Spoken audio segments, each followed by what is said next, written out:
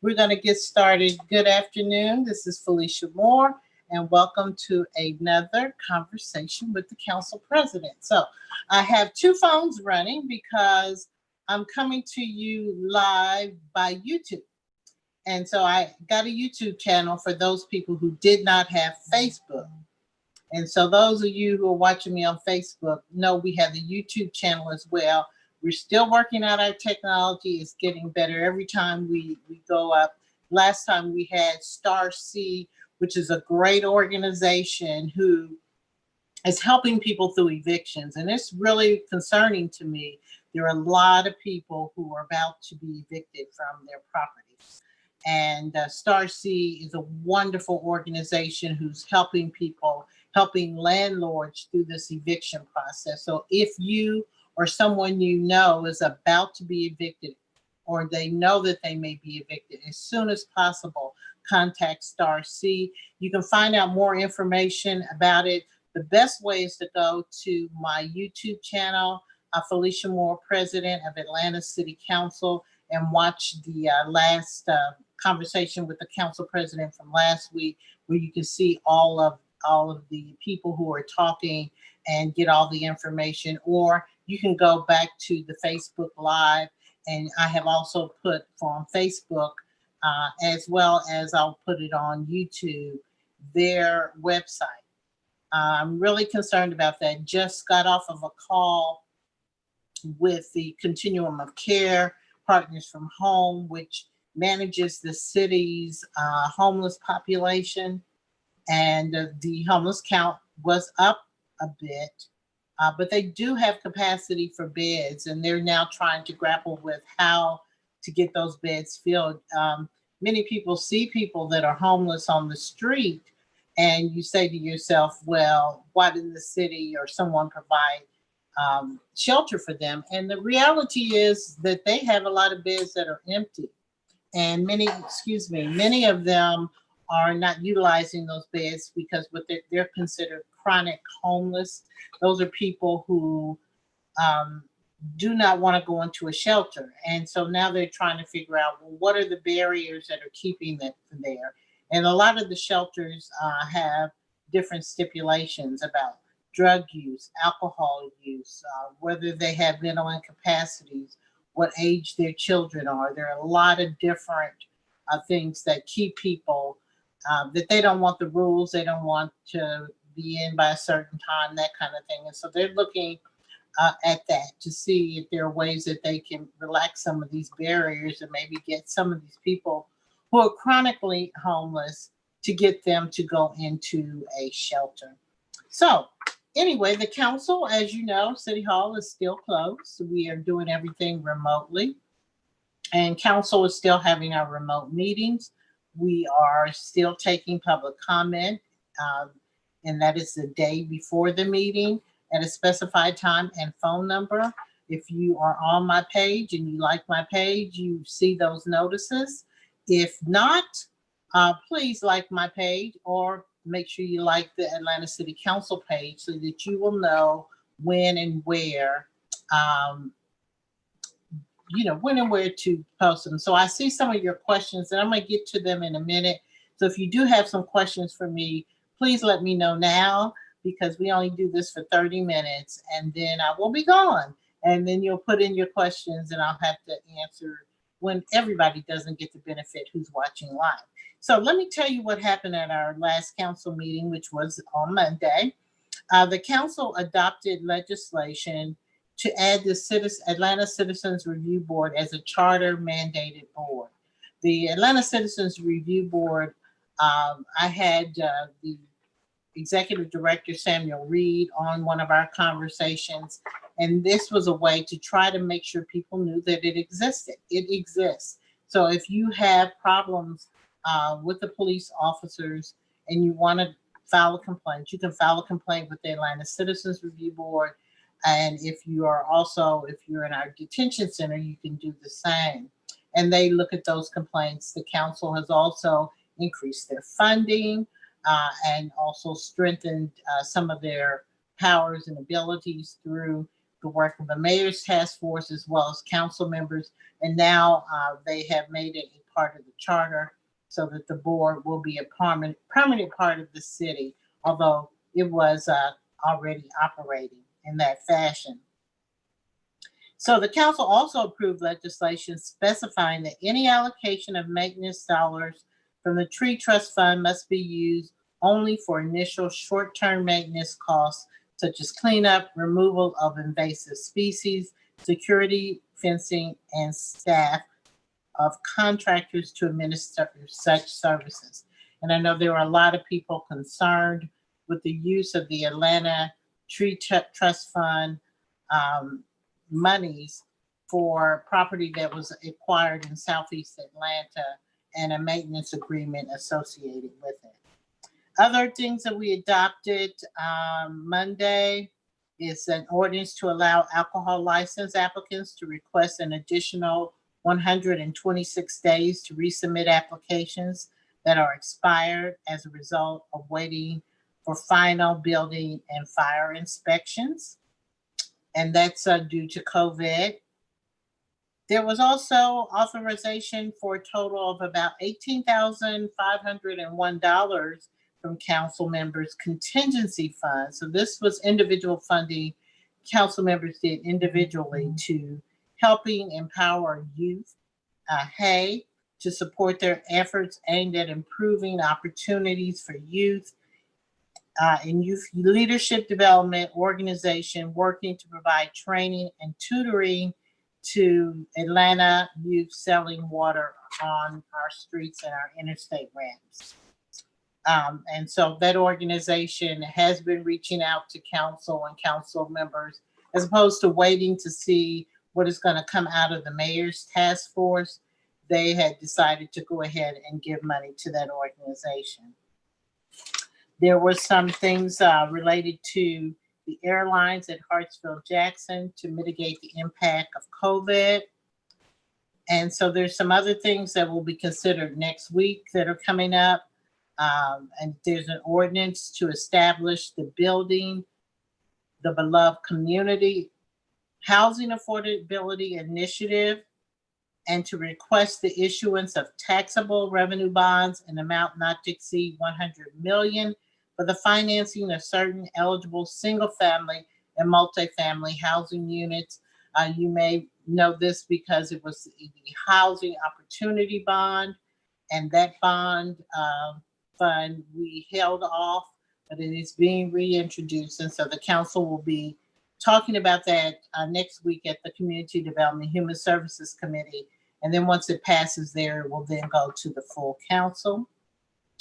And there's a resolution directing the Office of Innovation, Delivery, and Performance to work with the Atlanta Department of Transportation to prepare a multi-year payment plan to holistically and responsibly pay down the city's sidewalk repair backlog and to fund new construction. And so that is a council member who's looking for for us to be able to find ways to get some of these sidewalks repaired in the city. So here's some things I want you to remember.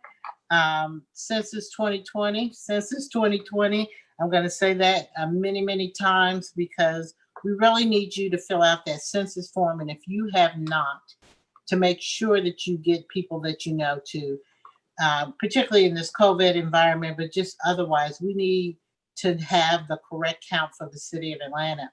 We received $88 million in CARES Act funding from the federal government, but we almost missed it because cities that were going to get direct funding, they had to be over 500,000 in population. And we were very close to that. And thanks to Congressman John Lewis, bless his soul, as well as others in our Georgia delegation, they were able to get us in on that. So we got that money directly. Many other cities are having to go to their counties to get money. And you may have seen an article in the paper where some of the Fulton County cities are suing Fulton County government to be able to get access to that money. Well, we want to make sure that we're in that. We know we've got well over 500,000 people, but we need you to get that census in. The Trump administration has moved the deadline up, so we have to the end of this month please fill out the census. It only takes a minute.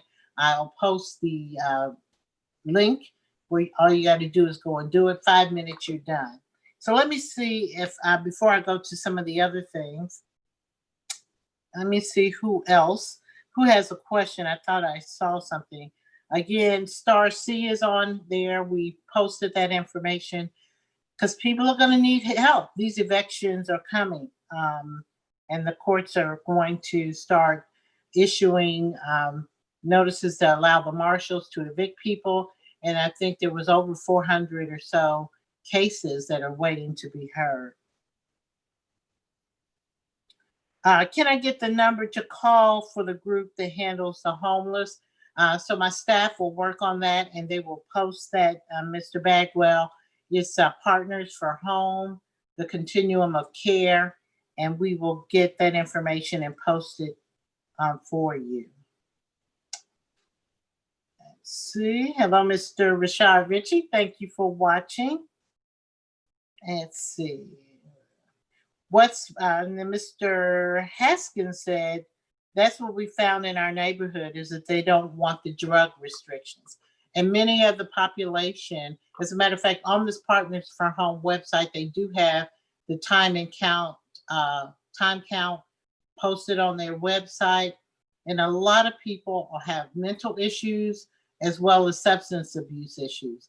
And many of the shelters do not allow them to drink or do drugs, of course, in their facilities. So many of them will choose to stay out on the street versus to have to live up to those restrictions. Let me see if I have any other comments.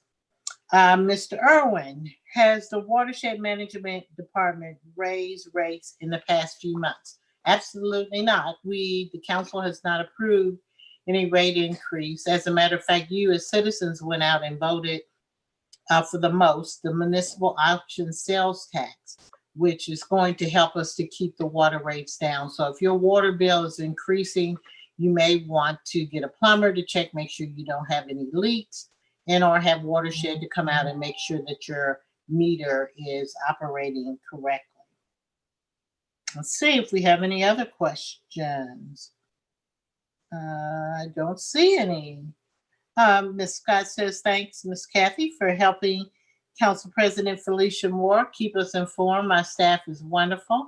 They're doing a great job at posting as soon as I ask. So let me check while I did that. I don't see anything else on Facebook to see. Hello, Kim, Arnie. Good to see you, Sands. I'm glad you joined us.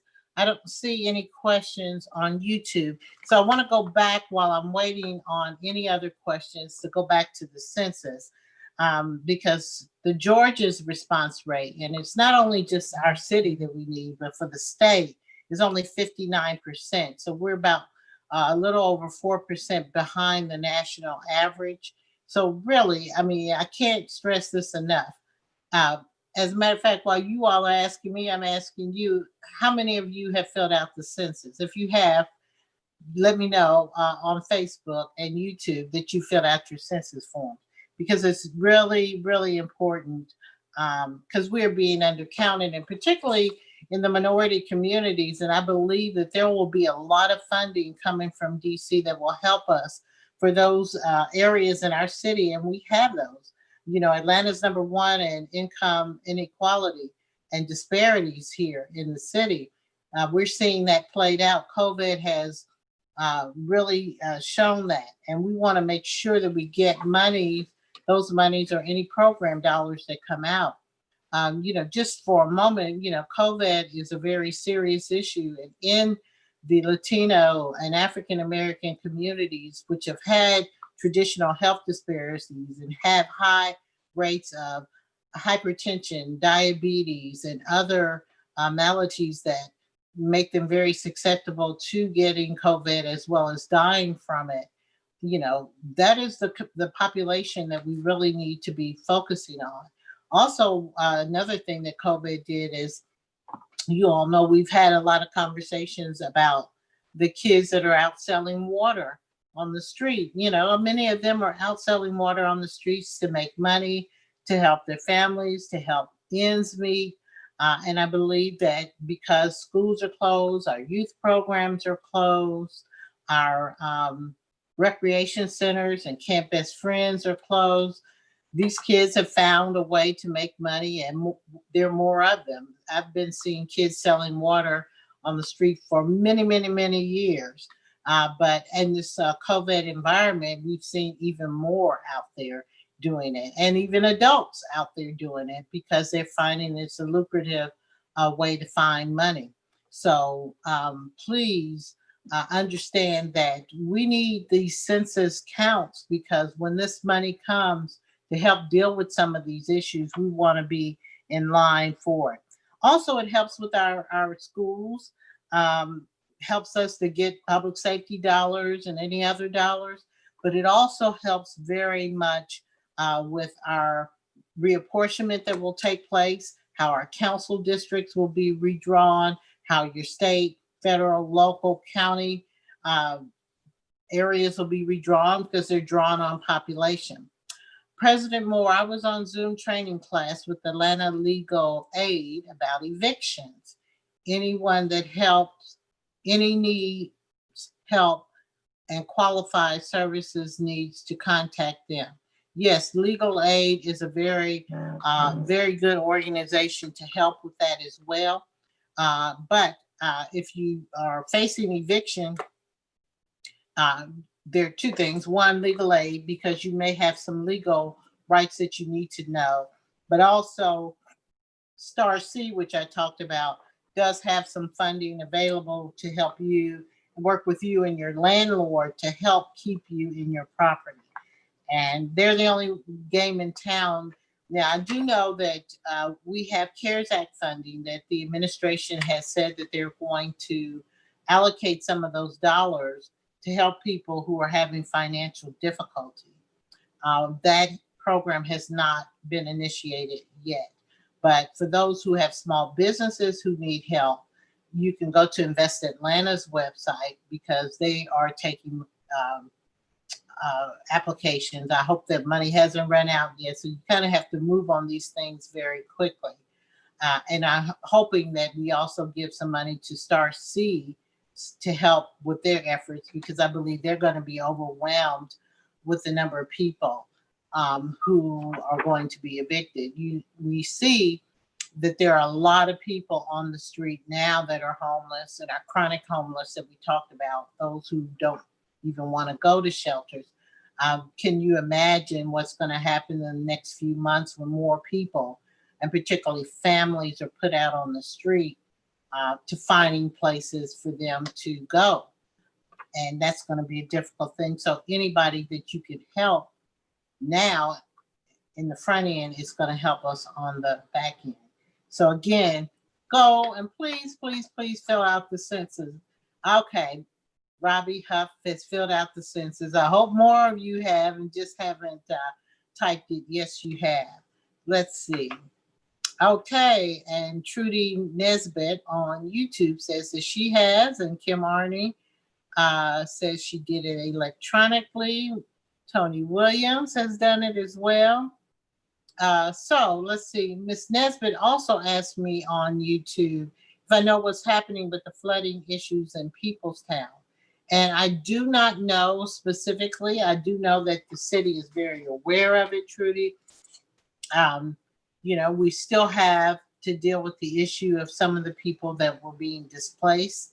I don't know if that's holding it up or not, or if there are other things that the city can be doing to mitigate that. But that would be a good question to contact Carla Smith, your council member, and see if she has any specific up-to-date information. Kimberly Scott's filled out the census. Very good. Very good. So beginning as of yesterday, the Census Bureau has begun door-to-door efforts. So if you haven't filled it out, they may be knocking on your door. So hopefully you have, and they won't have to knock on your door. But again, we have posted the information online for you to be able to go online. I got about 10 more minutes, so if you all have any specific questions, concerns for the city, please type them now so that we don't run out of time before I can get get to them. So also, this is Black Business Month, and we posted some information about that. It's the month of August. And as you all may know, Black-owned businesses account for about 10% of U.S. businesses, and they're being lifted up this month. About 30% of minority-owned businesses. And of course, they go to Census Bureau data to figure that out. Many of them, as well as any other businesses, please make sure you go to the Invest Atlanta website because they can give you some assistance. I know there was a Strength and Beauty Fund that the mayor set up to help barbershops and beauty shops. I think that may be full, but you may want to check on that as well. So please make sure and you don't have to be a Black-owned business, any business can try to get that information and that support. And then my final notice, and then I'll take any other questions if you have them, is to vote. And so we know we've been hearing a lot in the news about voting and whether your ballot will get there. As a matter of fact, I think I'm going to do it today. If not today, definitely tomorrow, to go and to get your absentee ballot application. If you do not want to go physically to the poll, as soon as you get it, fill it out, send it in. I know the post office has said that they're going to do fine. They're going to do what they can to get it mailed, but try to do that. Even better, you can maybe drop them off at a Dropbox location. I think that's even more secure. And I saw an article where the commission, Fulton County Commission Chair Rob Pitts is trying to get some retail locations to put drop boxes there so that it would be easier for people to do it in line with what they're doing. Remember the deadline to register, if you're not registered or you know someone else who needs to be registered to vote, is October the 5th. So if you know people who need to be registered to vote, please, by October 5th. And I will answer your question in just a minute, Trudy. Also, please visit the Secretary of State's website for instructions on how you can register online. And we will post that link so you can do that as well. But we want to make sure everybody is available to do the voting in November. And we will post, as always, on my page and on my social media, Twitter, Instagram, when the early voting locations are open and when you can go early vote, which is good. We don't want you to wait to the last minute and be, kind of stuck in the line. Trudy's asking me, are Atlanta citizens still allowed to attend city council meetings and ask questions? How long are they allowed to speak? So we take public comment by phone, and you leave a phone message. You have 2 minutes to speak at the council meeting and 3 minutes at a committee meeting. And that information I posted all the time on my page, when the meetings are, when you can call in, and the phone number for you to call. The building of City Hall is closed to the public. We are not there, so you can't come and speak to us directly. We are doing our meetings remotely. All of the council calls in over a secured line, and those meetings are played live and on my page, on the city council's page, on Facebook, on Instagram and Twitter, on the city council's page.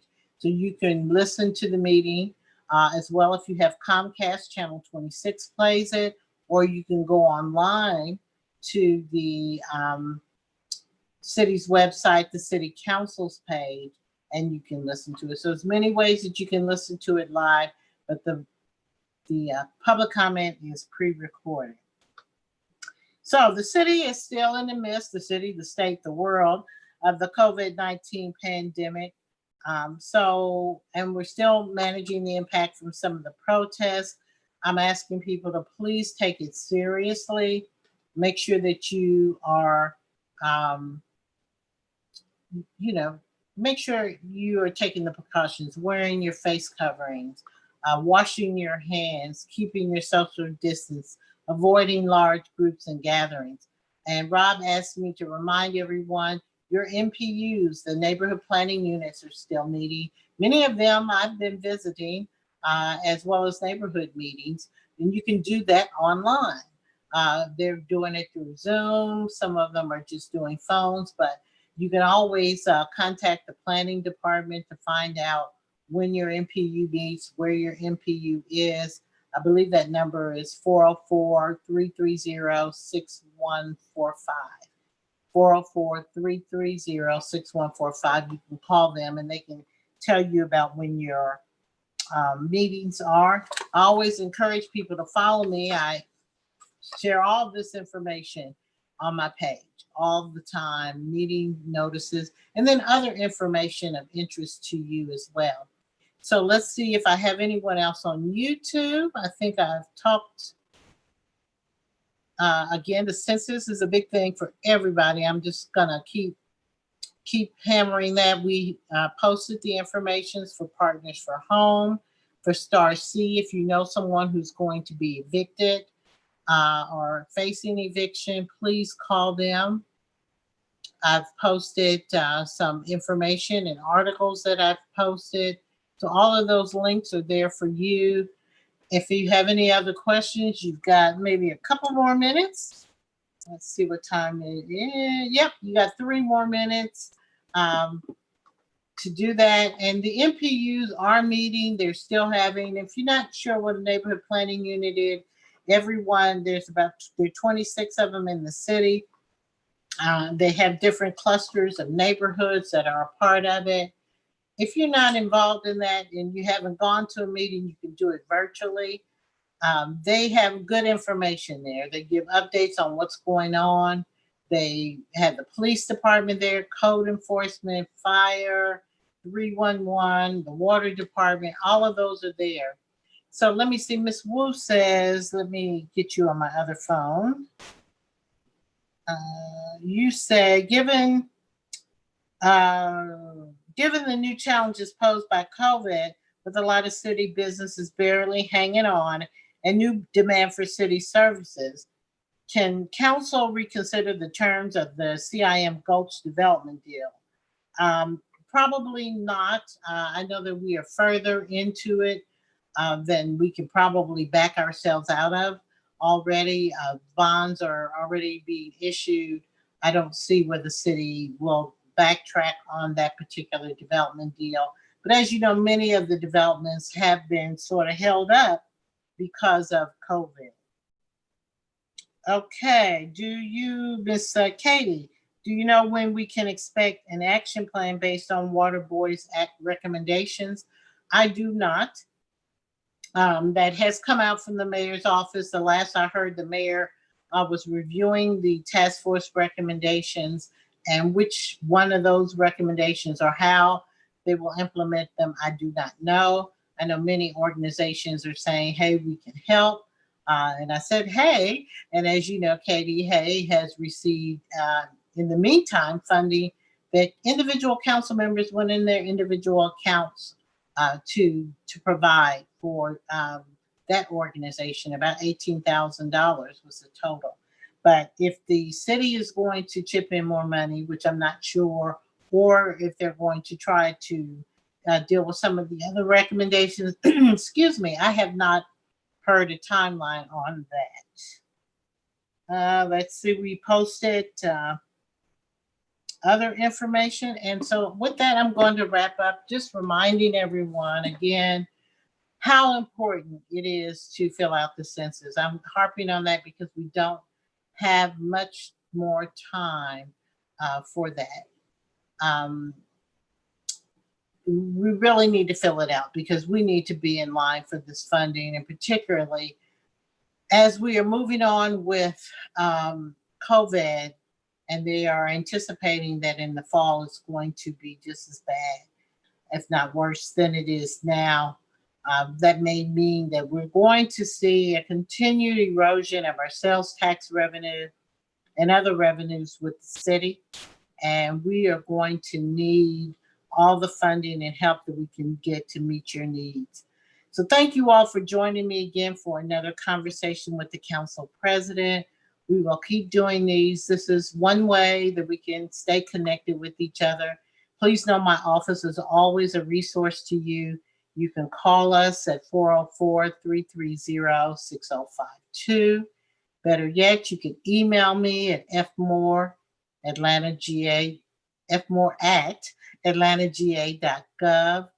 And you can reach out to me on Facebook as well. Many of you do that, but I would prefer that you, if you have a question about a city issue, to send an email or to call and leave us a message, and we will do our best to respond to you as soon as possible. So we are your resource at City Hall. Follow me, please, because you're missing a lot of information on Facebook. Felicia Moore, Atlanta City Council President, Instagram and Twitter. And now we have a YouTube channel. So if you know people who are not on Facebook who would like to join Conversations with the Council President, tell them they can join us on YouTube as well. Hope everyone stays safe. Take COVID serious. Wear your face mask if you're in public. Wash your hands and keep your distance. Everybody, have a great day. Take care. Bye-bye.